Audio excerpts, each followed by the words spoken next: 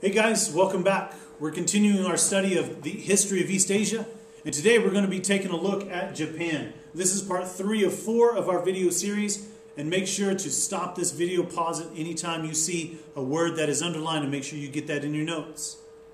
Our goals for today is to know a brief history before and after World War II, and also to learn how cultural diffusion impacted the life in Japan. Take a look at this map. Just know that this is not all of the Japanese islands. This is most of them. That China is right here. Russia's way up here. And the Sea of Japan separates Japan and China. To the east is the Pacific Ocean. To the south is Australia. And to the west right here is North and South Korea. Let's talk about early Japanese history. This started in around 300 AD. The interesting fact is that Chinese immigrants were the ones who colonized the Japanese islands. And by doing this, this was the first time those islands had been united.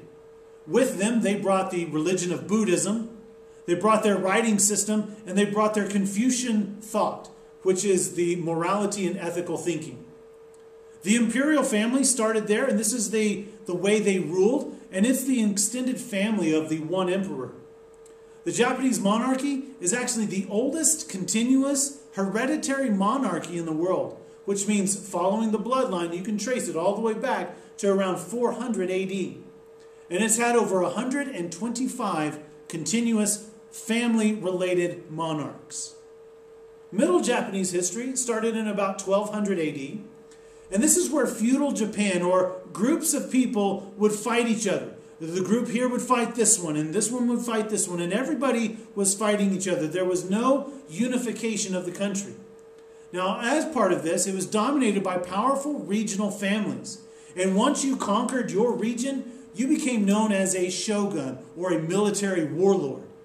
Now, also during this time, the rise of the samurai era in Japan happened. Now, these samurai, we know them from the awesome movies, but they were actually just hired soldiers to protect the shogun's property.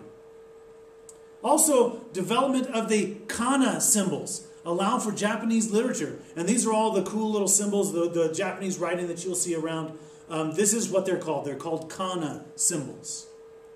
Now, before World War II, the Japanese history was rocky. It was a government style called fascism. And it was brought to Japan. And fascism is a nationalistic, radical, totalitarian government that has only one political party. Now, the Japanese people began seeing the value during this time of the way people in the West were doing it, the way Europeans were doing it, the way Americans were doing science and technology. And they also noticed that military technology was not the same. It was no longer samurai with their swords. It was soldiers with their guns.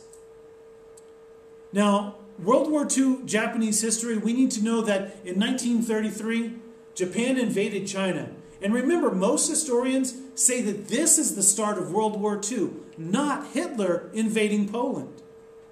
And in 1945, Japan finally surrendered to the world after the Americans dropped the 2 atomic bombs on Nagasaki and Hiroshima.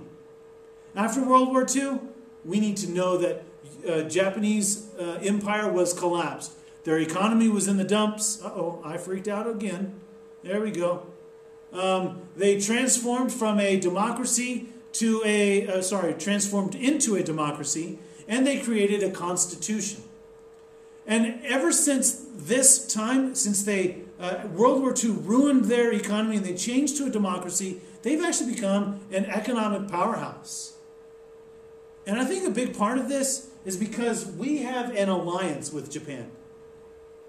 Here are our goals for today, guys. You need to remember that you have to explain a brief history of Japan before and after World War II. And also, we need to know how cultural diffusion affected life in Japan. Remember, guys, pause the video if you need to. Thanks. We'll see you around.